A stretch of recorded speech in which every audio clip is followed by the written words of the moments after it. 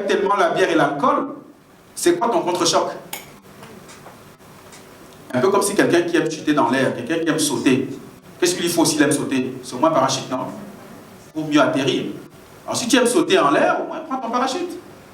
Si tu aimes la saison de pluie, au moins prends ton parapluie. Si tu aimes la bière, au moins prends ton anti-choc.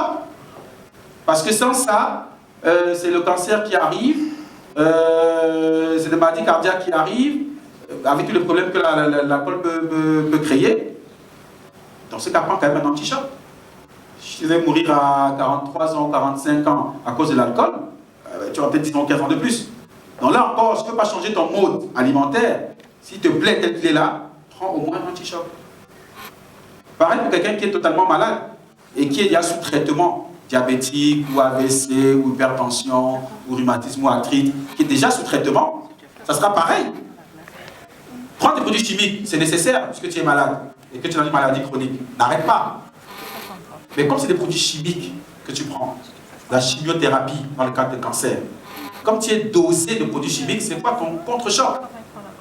Donc prends au moins Zidia à la fréquence qui te plaît, tous les jours, une fois par semaine, mais prends ça pour ne serait-ce qu'absorber un peu le choc de tous les médicaments chimiques que tu prends.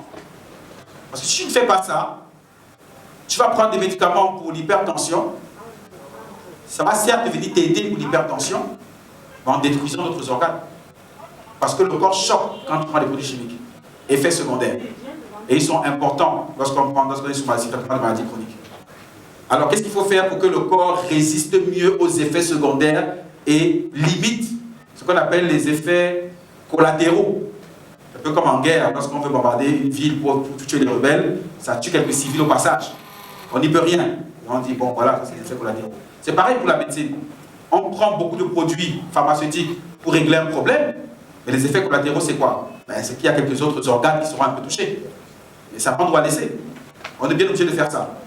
Alors pour éviter ça, et pour limiter donc les chocs collatéraux, on ne considère pas quelqu'un comme ça de boire Zidia pour que, en suivant son traitement, ça limite les dégâts des autres organes.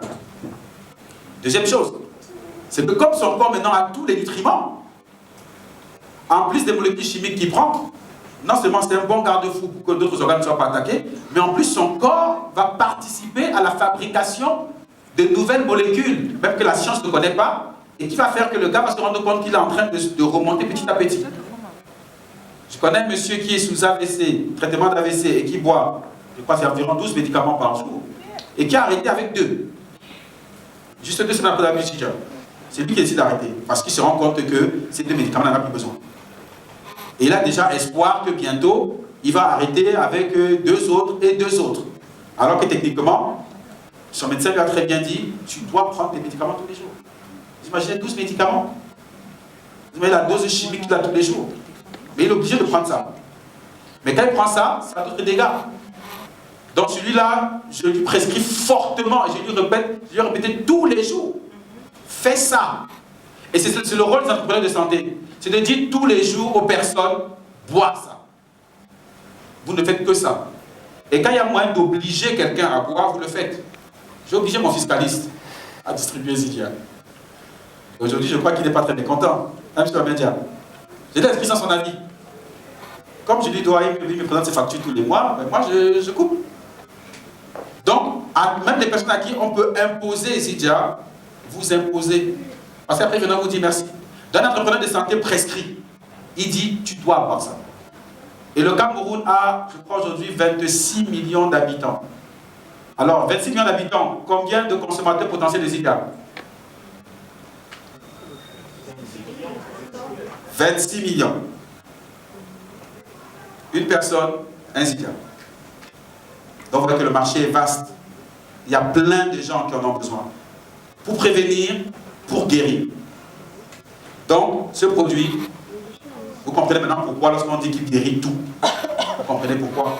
Ce n'est pas du maraboutage, c'est scientifique. Il guérit tout. C'est le premier complément, le premier complet alimentaire sur le marché nutritionnel.